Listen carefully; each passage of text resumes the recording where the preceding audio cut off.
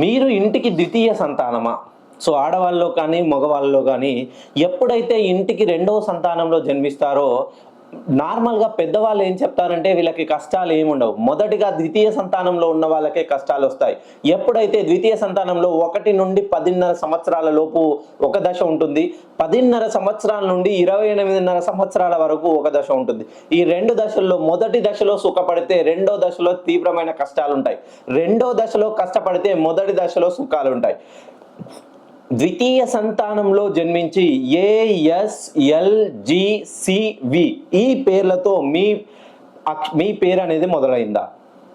చదువు విషయంలో కాంప్రమైజ్, ఉద్యోగ విషయంలో రానే రాదు, వివాహ విషయంలో ఆలస్యం అవడం, సంతాన విషయంలో ఏదో ఒక సమస్య, ఎప్పుడు సంఘంలో మంచి పేరు ఉంటుంది, బయటకి మిమ్మల్ని దేవుళ్ళ చూస్తారు, ఇంట్లో వాళ్ళు మాత్రం ఒక కనీసం గడ్డి పరకని తీసేసినట్టు తీసేస్తారు.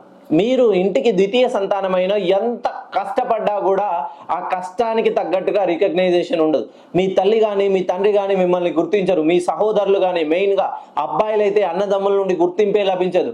ఎవరైతే ఆడపిల్లలుగా జన్మిస్తే అన్నల నుండి గుర్తింపు వస్తుంది కానీ తమ్ముల నుండి ఎప్పుడు భేదాభిప్రాయాలు, గొడవలు, మానసికంగా చాలా ఇబ్బంది పడడం, ఆర్థికంగా రుణబాధలు. ఒక్కసారి మీరు మీ ఇంటికి ద్వితీయ సంతానం అయితే మీ పేరులో 4 కానీ 5 కానీ 6 అక్షరాలు ఉన్నట్లయితే నన్ను పర్సనల్గా కానీ ఫోన్ కాల్లో కానీ కలిసే ప్రయత్నం చేయండి. ఖచ్చితంగా మీ జీవితాన్ని మార్చి మీరంటే ఏందో రుజువు చేసి చూపిస్తాను.